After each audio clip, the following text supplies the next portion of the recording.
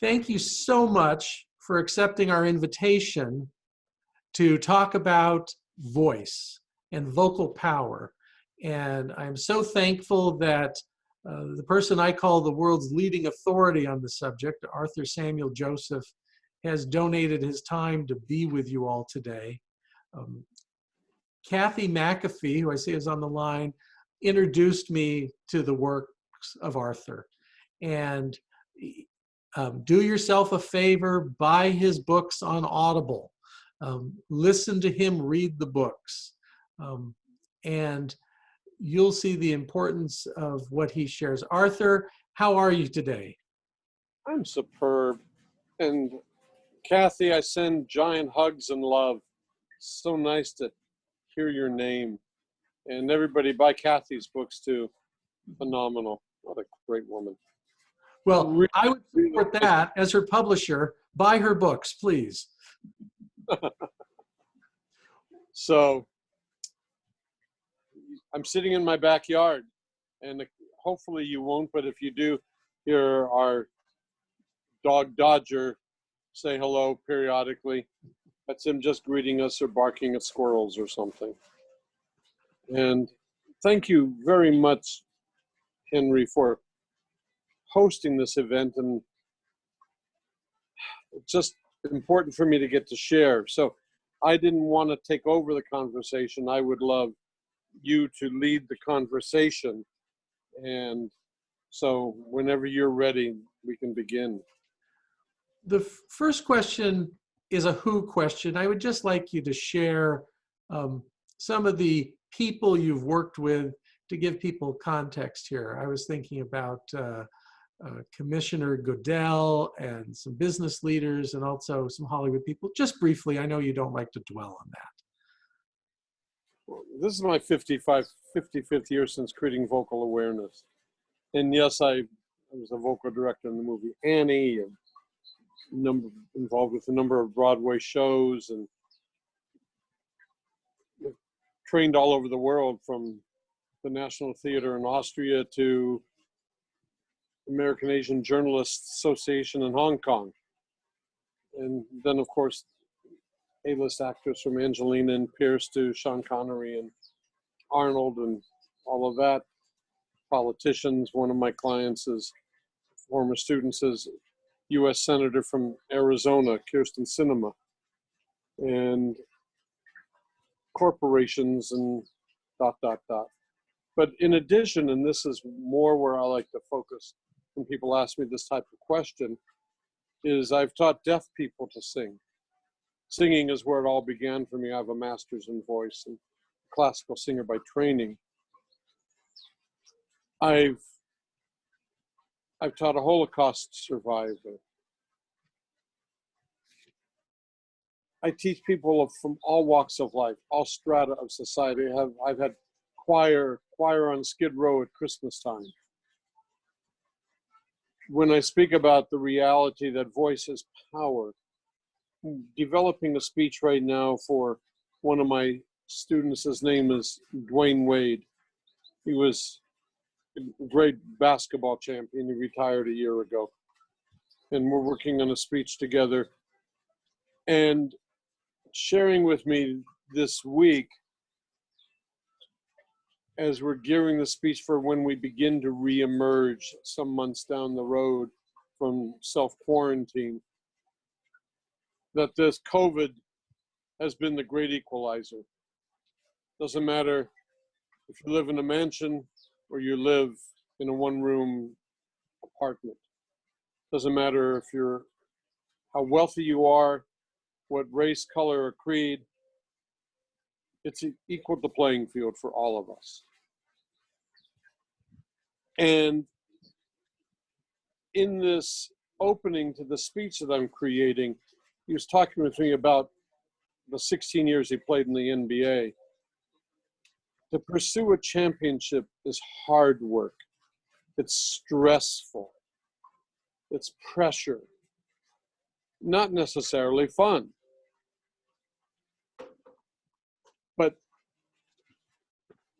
And he said, no one would outwork me.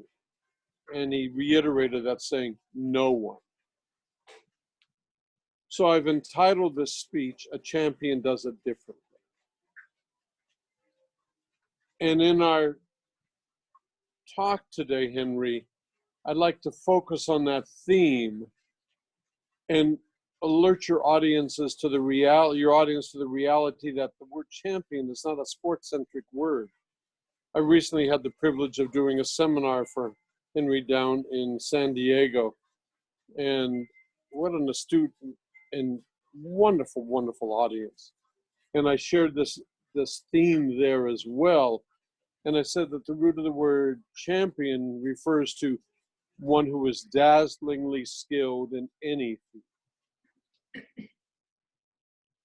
So I'd like you to think of yourselves as this champion, and my responsibility, my opportunity today is to help you tap into that, give you some techniques for going forward with this recognition of who you're capable of being, and then learn how to communicate in that, what I refer to as that persona.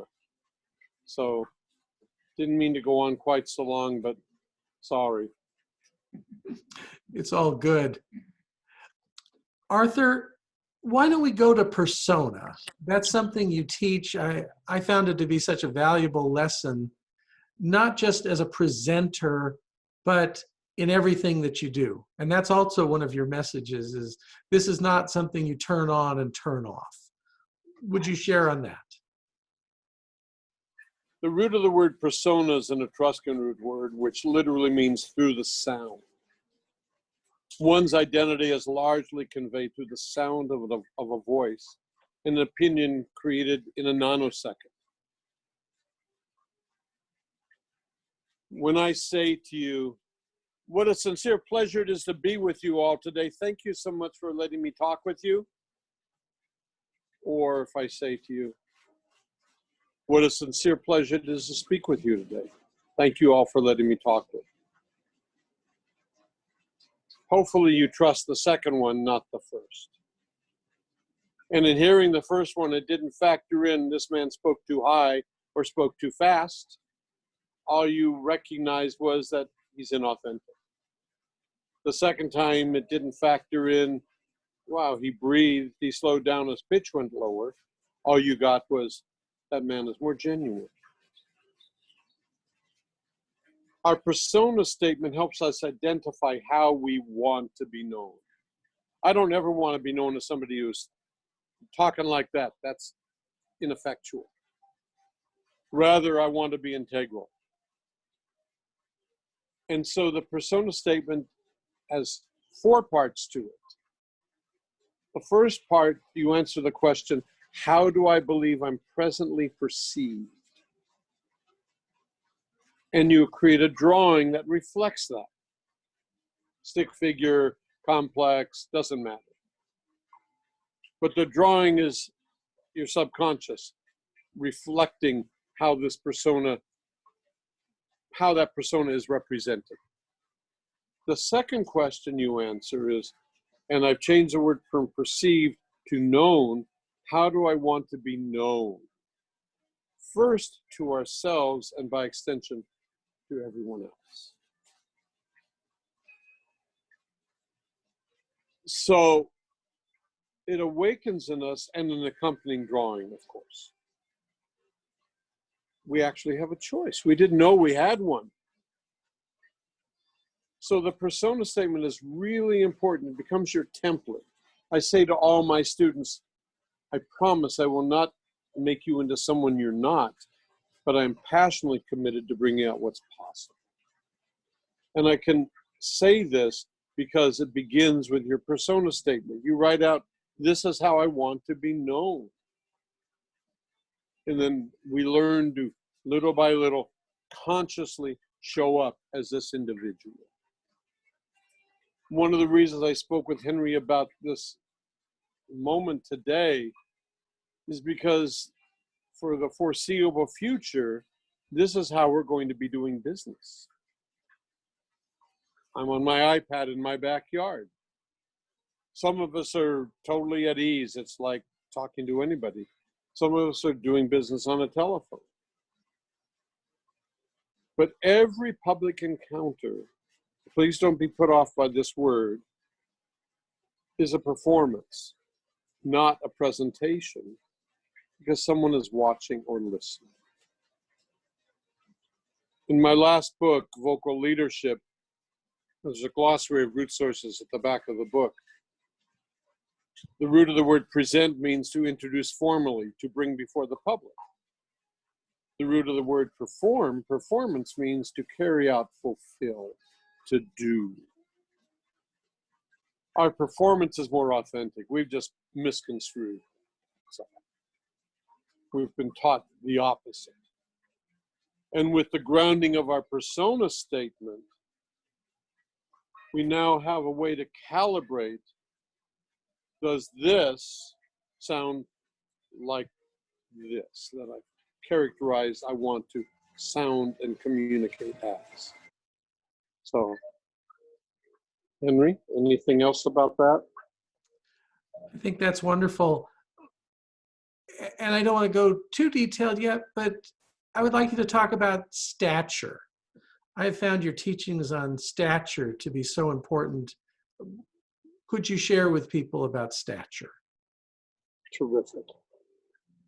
I'd like you all to sit up straight. Sit at attention, please. And notice when you do so, you hold your breath. There's a chapter in my last book called The Body Speaks. If I say to you, what a joy it is to be here with you today. What a joy it is to be here with you today. Thank you for letting me be here with you. Versus putting myself in stature, take my right or left hand and slowly from 3 inches below my navel, gracefully pull this thread right up to the middle of my crown chakra, straight up like this. I don't just do this, straight up. And I say to you, what a joy it is to be here with you today. The whole presence of my voice has changed. I have been in stature this whole time. I'm too old and arrogant to let you not see me in stature. Except here I am not in stature. So this is where I've been. I've just been using the back of my chair. So let's practice this for a moment and notice the first thing your body does when you put yourselves in stature. Right or left hand, slowly, gracefully with me. We slowly, and notice already the first thing the body has begun to do, we're going to stop and start over. It's inhaled already. Watch. Taller. Taller.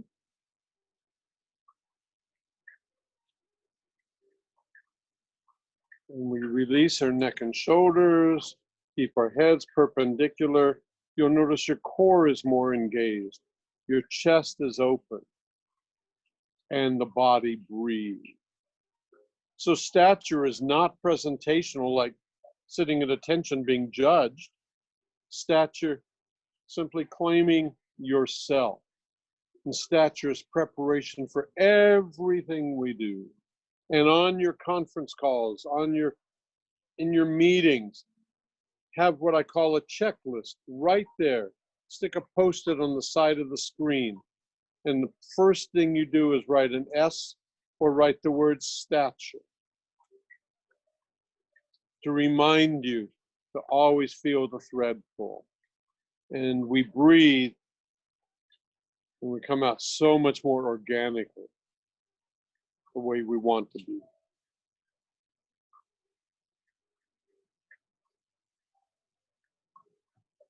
Henry? The checklist. Would you like to share the checklist? The statures at the start. There are several things to have on the checklist. What are they? I teach mastery. I teach communication mastery, but I'm actually teaching mastery through communication. There is no off switch. Voice is power. When you own your voice, you own your power. Doesn't mean big, bombastic. It means integral. I've used that word twice now. Integrity, integration have the same root source. I'm going to sneeze, excuse me. I'm outside, so I don't need to sneeze in the crook of my arm. Integrity, integration have the same root source. They mean wholeness. Stature is preparation. Mind, body, spirit. Mind/line, body/line, spirit. The Trinity, 3 in 1. No off switch. So the first of the 7 rituals is to say thank you to God.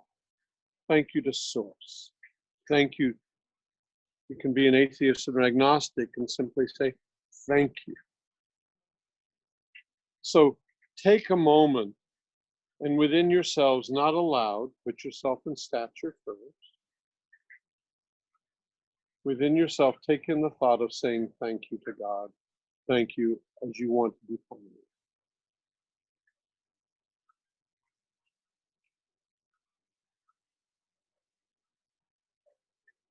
And you notice once again, the first thing the body did was inhale.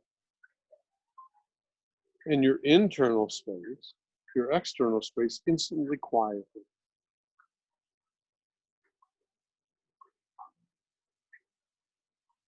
I'm going to skip the second ritual for now. We don't have enough time to go through all of it.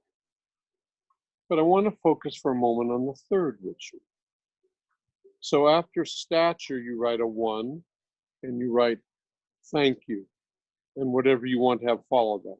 God, Source, however you want to identify.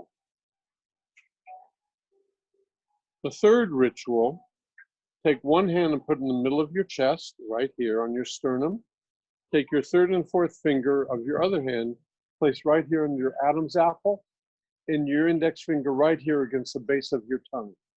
Right there where your index finger is the strongest muscle in your body per diameter, the base of your tongue. Take a nice deep top of the morning breath. Great to be alive. And exhale. You felt your chest rise. You felt your larynx and your tongue flex. Let's do it again. Top of the morning. And exhale. Now, cup your hands to your ears like this, please. Just in an ordinary way, say, I'm an extraordinary man, woman. I'm an extraordinary man, and I do extraordinary things. Cupping your hands in 3, 2, begin. Now, that's what you sound like out here. That's your voice as we hear you. Now, take a nice deep breath, and at the apex of that breath, say the same sentence. I'm an extraordinary man, and I do extraordinary things. Extraordinary woman, and I do extraordinary things. I'm going to count you in 3, 2, begin with the breath. Great. Cup your hands to your ears. Same thing. Nice deep top of the morning breath in 3, 2.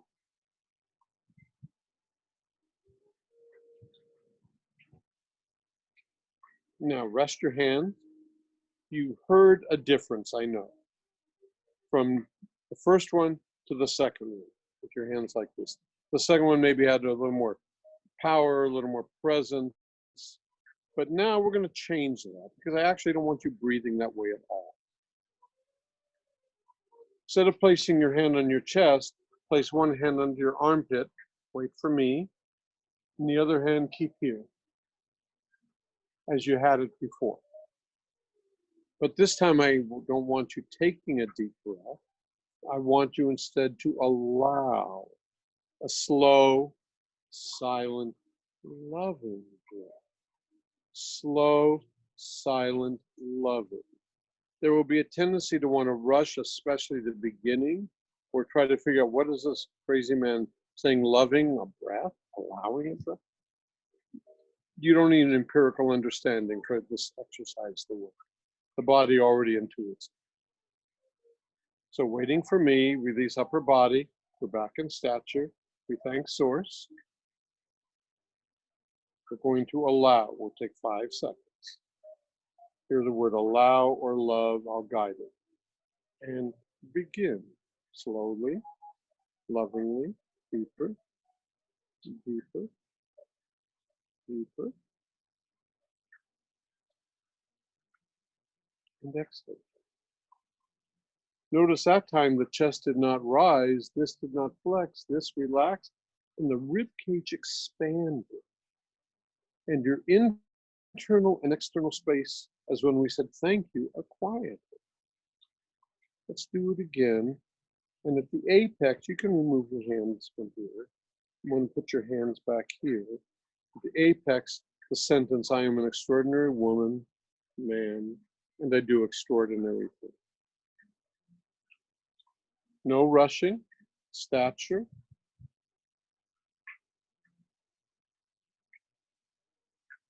Lovingly begin. Silent and deeper, deeper, deeper. And the sentence.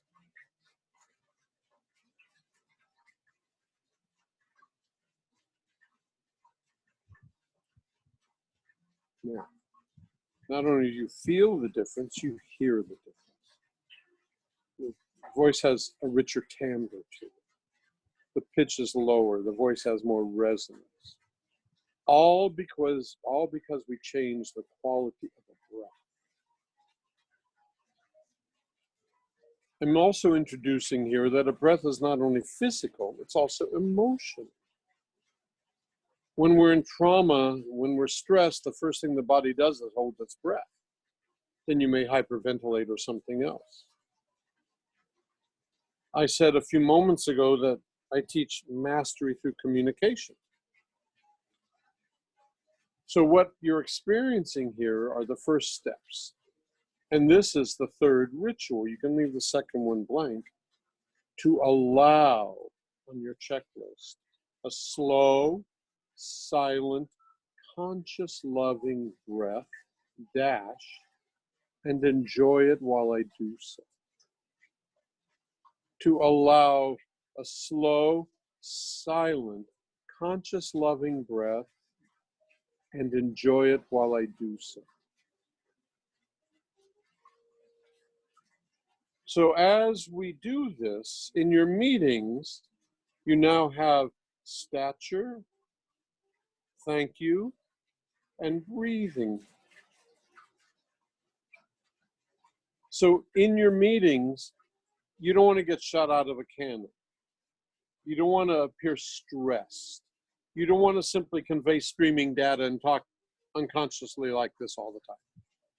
You want to use these opportunities to interface with your client, with your audience, with your team, strategically, in a way that helps us be known, embodying the person that we want to be seen as.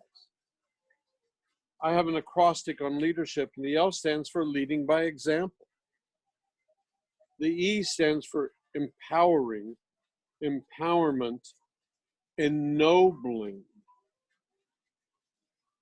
The energy that we hold within ourselves, the way we convey and embody who it is we are and what we're here to accomplish, also ennobles others, helps them tap into what's possible within themselves through observing us energetically.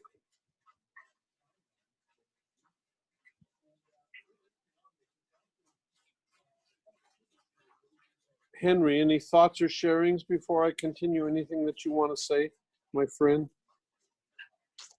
Thank you for asking. Arthur, there was a line in one of your books, I believe it was Vocal Power, and forgive me for not quoting it exactly, but it was the notion that to get what we want in life, we need I'm going to to, interrupt you, Henry, because I okay, want you to experience something. okay. I want you to notice, because of what I've just done, Henry is one of the most thoughtful people you will know. He really is a significant listener. And because of where I just took this session, it impacted Henry in a way that he's listening within himself differently. I am correct, by the way, aren't I, Henry? Yes, you are. And I'm interrupting because I want your audience to hear how thoughtfully, even more thoughtfully, you're communicating, how mindfully, and how it affects your pace, your pitch, and also energetically, how it impacts us. And we listen deeper because of how you're communicating different. It's subtle, but it's very present. Please continue, my friend. That was beautiful. My question is, would you please share your thoughts that to get what we want in life, we need to get the cooperation, the enrollment of others, and how we communicate with voice Just one needs moment. that. There's a helicopter overhead. Oh, okay. We need to what? We need to get the cooperation of others, and how we use our voice can help us to obtain that cooperation, that enrollment. Would you speak to that?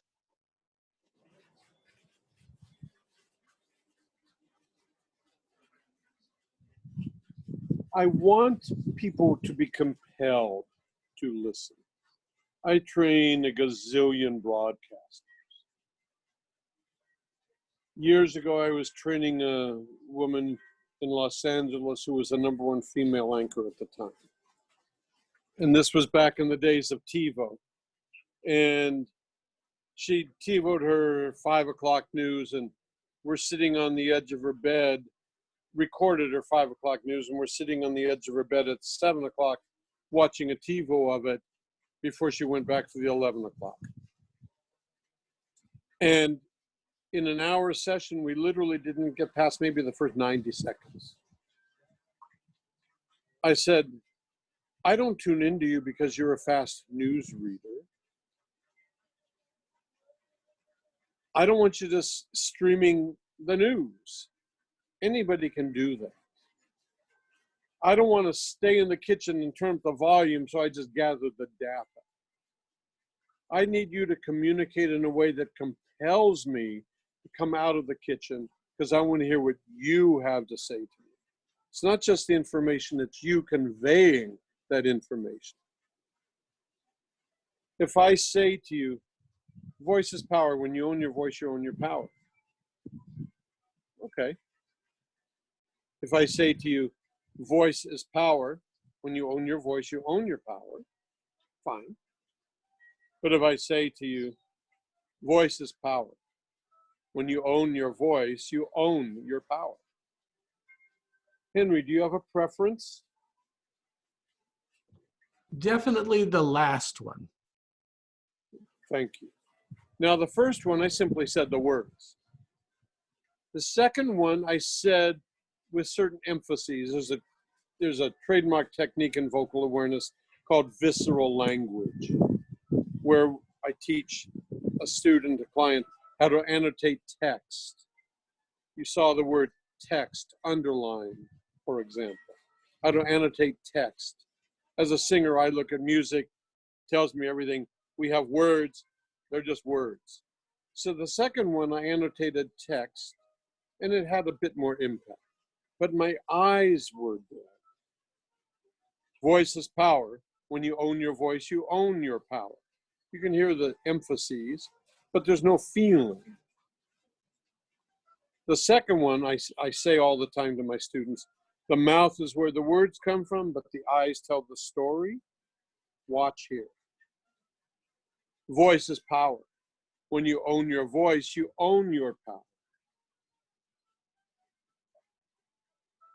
I'm just being me, but there is craft, there is technique in my being me.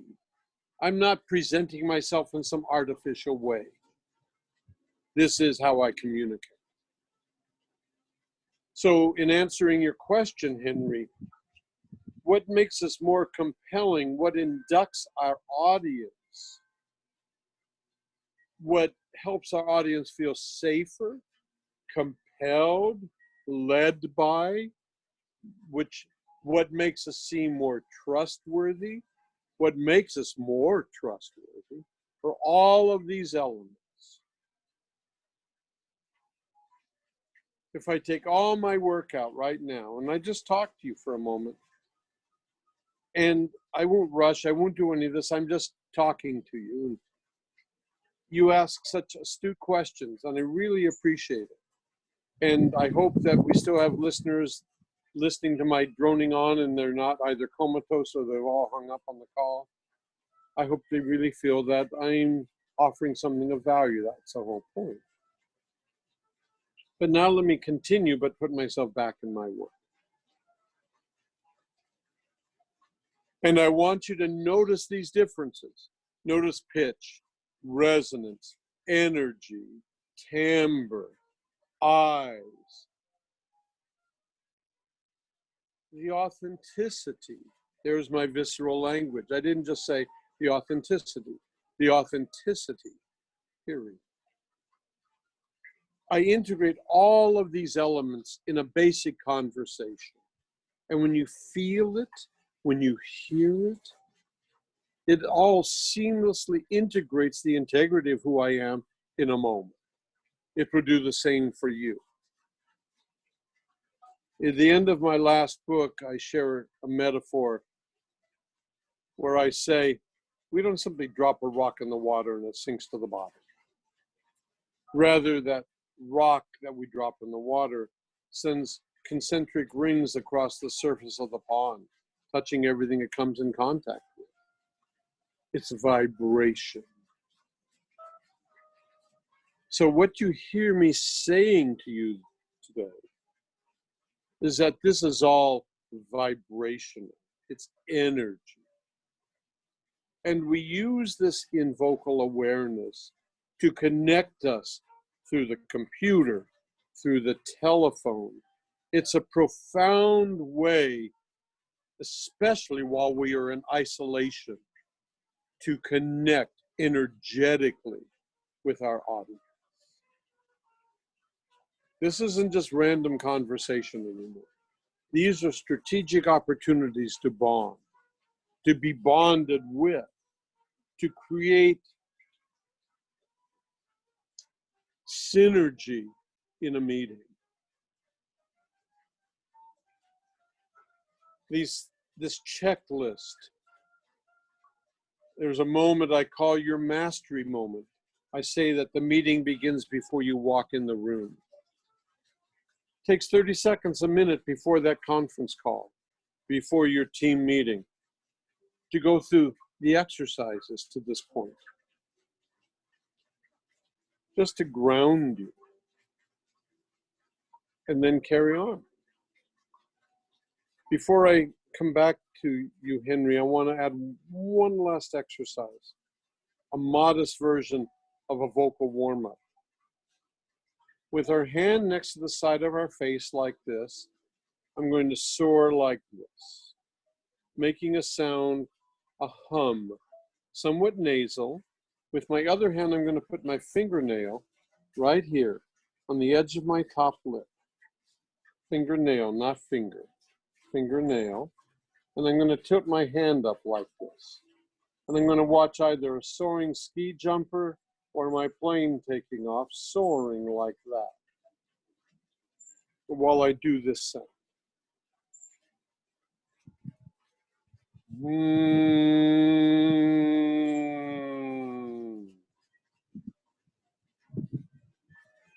Somewhat nasal, I'm driving resonance.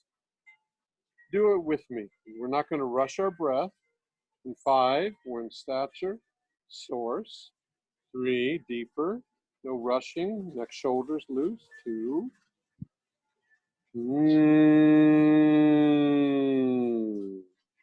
Cup your hands to your ears where that pitch ends up Voice is power. When I own my voice, I own my power. And 3, loving breath. 2,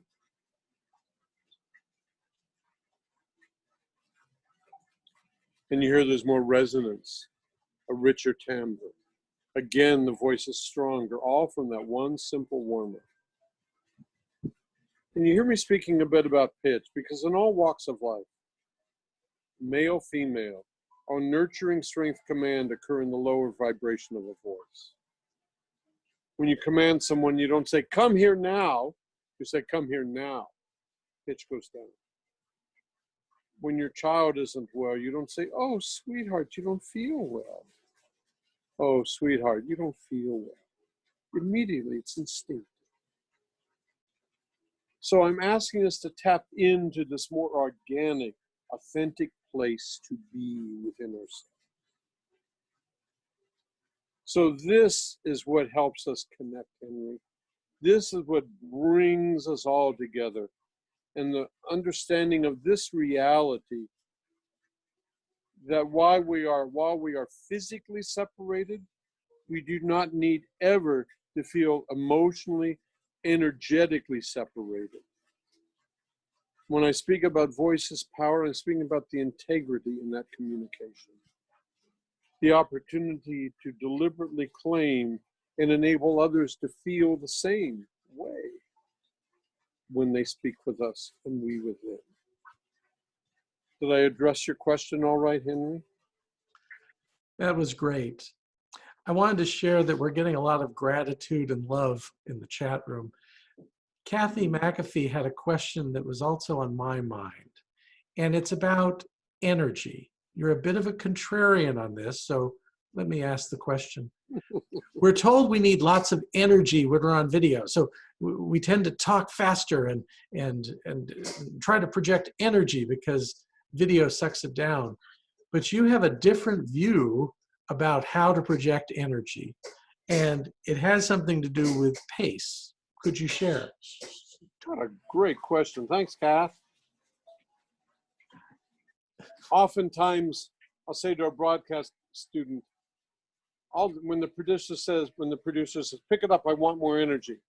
That doesn't give you more energy, just makes it higher and faster. I can say, what an extraordinary time I'm having today. Why do I have to say what an extraordinary time I'm having today? That's not better, it's just faster. And frankly, less effective. When I speak about energy, I speak about pressure flow. This larynx, our voice, is the only muscle in the body that only works with air. There's a law of physics called the Bernoulli effect. Sound travels in an arc. All aerodynamic processes are the same. So we want to drive that core pressure, that core energy like that. Some of you have been literally taught to speak to the last row of the house. Well, when I do that, I'm going to raise pitch.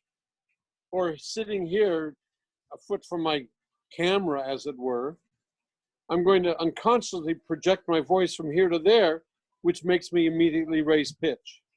When we're out in a big park or something, we call out, hey, come on back. We raise pitch because the vibration is faster, it gets there quicker. But that isn't better. I have an exercise that I did at Henry's workshop where we time a read. And the metaphor is it's never how fast in communication, only how effective. Nothing is gained by my talking like this, but potentially everything is lost. So when I speak about energy, I look at it like music. In 2 bars of music, I gotta have tempo changes, dynamic changes, crescendo here, decrescendo there. Attack that note, this one's legato, all kinds of information in 2 bars of music. I say in music, a song without a rest is not the same piece of music. So I teach in speaking, space has value. It creates thinking time. That space right there gives me a moment to grab a thought. You know, my audience isn't going to come bursting in just because I let up the floor for a nanosecond, gave up the floor for a nanosecond. Again, I can be obviously as energetic as I need to be, I can be as energetic as I need to be. So the energy that I speak about is in my ability to control the flow, releasing all my tongue and jaw tension. Right now, I'm talking to you about what a joy it is to be here. I sound just fine. But now as I take my tongue and jaw tension out, which I'd put back in, what a joy it is to be here is so much more effective. So even that affects the energy. So you hear when I speak about energy, I speak about control. I speak about using my whole being, my eyes, my voice, my breath, my sound, everything. But it all begins with what we started with, my persona. Does this communication impact you the way my persona statement says I want? So I know that I'm turning it all up on its head. I know that. But I also know that what I'm sharing with you is correct without that appearing arrogant. It's just, I've really thought this through. And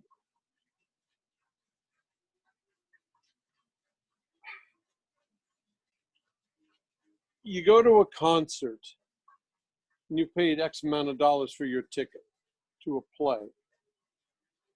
You expect that to be perfect. It is because they've rehearsed. I prepare. There's a TEDx talk I did last year at some point on my website. And my students asked, how did I prepare for it? And I said, I prepared as though it was a recital. Because the recital has to be impeccable.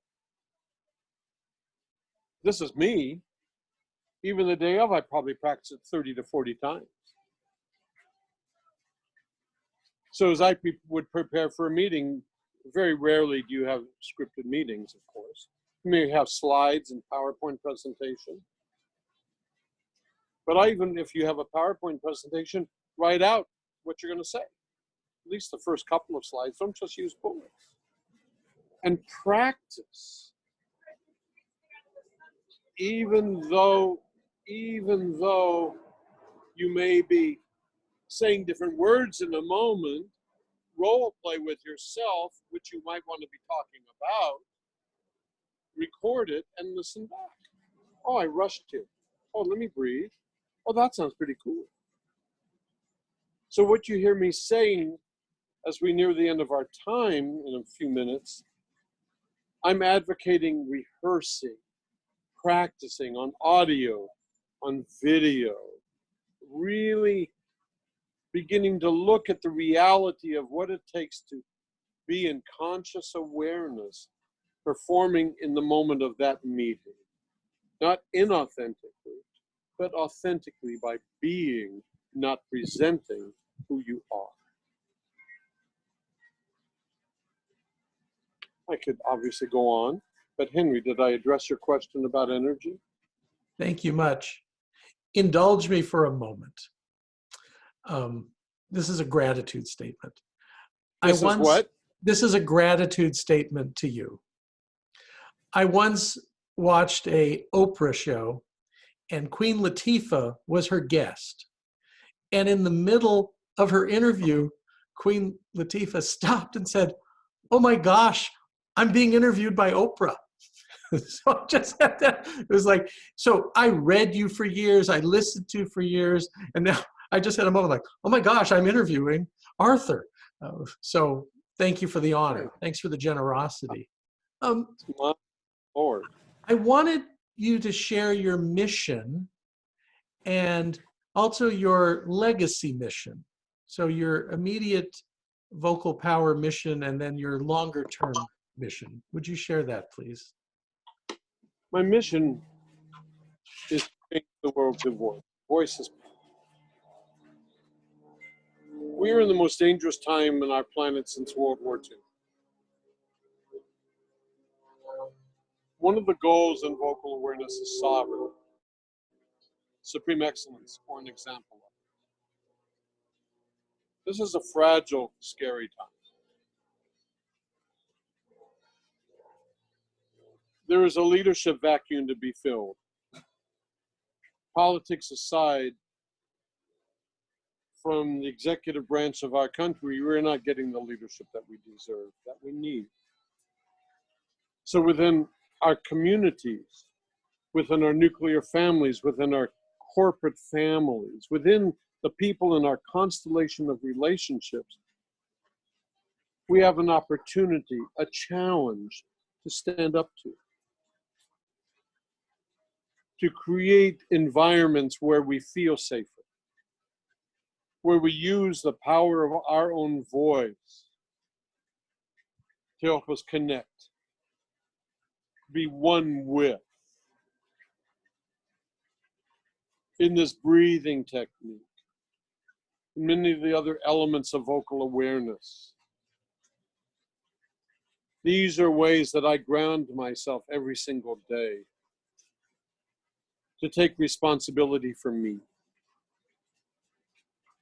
to help me feel safer no matter what's going on.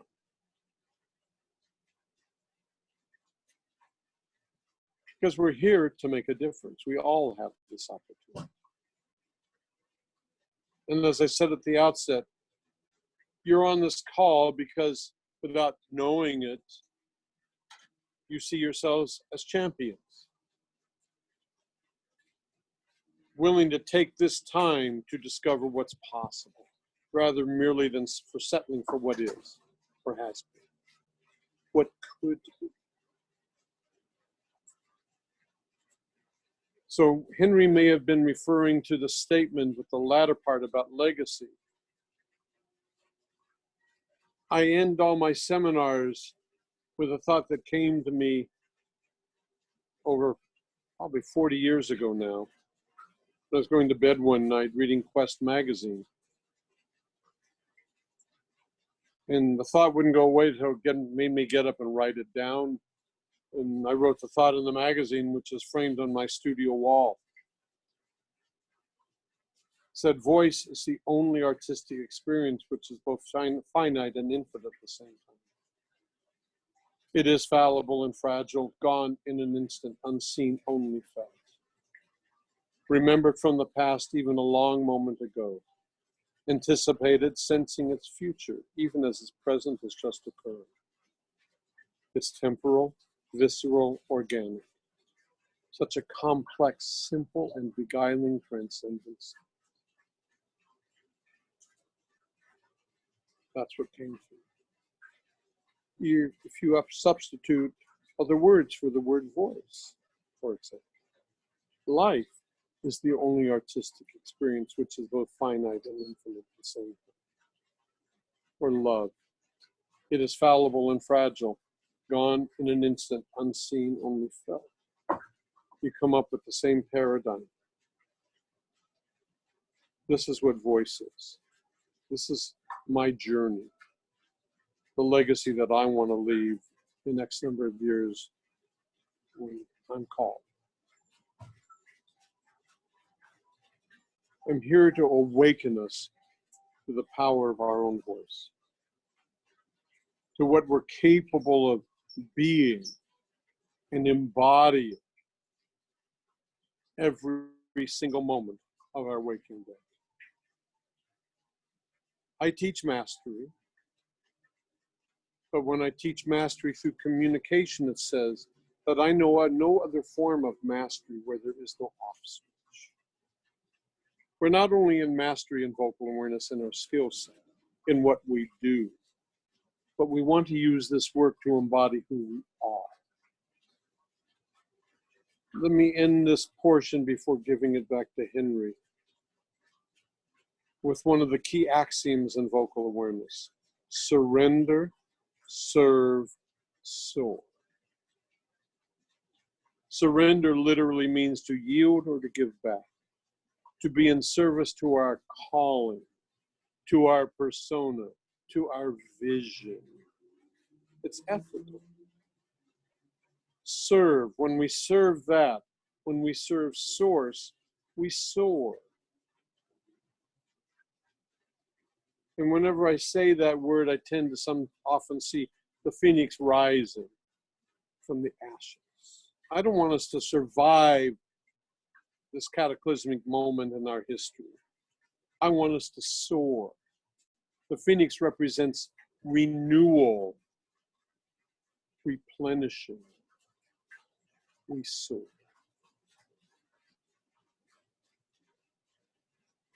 Thank you, my friend. Thank you. What a privilege. Arthur, thank you for your generosity. It's something that's always impressed me about you, with how generous you are in sharing your teachings. And that comes through so loud and clear. Thank you for the inspiration also for all of us to be leaders, to share hope right now. We can't change the coronavirus, but we can change the lives that we impact through our leadership. And you've given us so many great lessons today. Thank you so much. Thank you, everyone, for honoring us, for being on the call. There will be a recording if you'd like a recording of this. And Arthur, please give them your website. Vocalawareness.com. And if anyone chooses to write me, they can write support@vocalawareness.com. And my assistant forwards every email, and I answer them all personally. And just thank you. Sure. Arthur, I look forward to the day that I'm in the backyard with you and Dodger and Rebecca, or we're going off to a Dodger game. So darn right, man. Darn right. Better days ahead. Thank you, everybody. This is how you applaud on Zoom. You wave your hands, so jazz hands for Arthur. And thank you so much. Arthur, we'd love to have you back one day if you'd be open to that. Thanks a lot, man. Thank you. God bless. Bye, everybody. Thank you.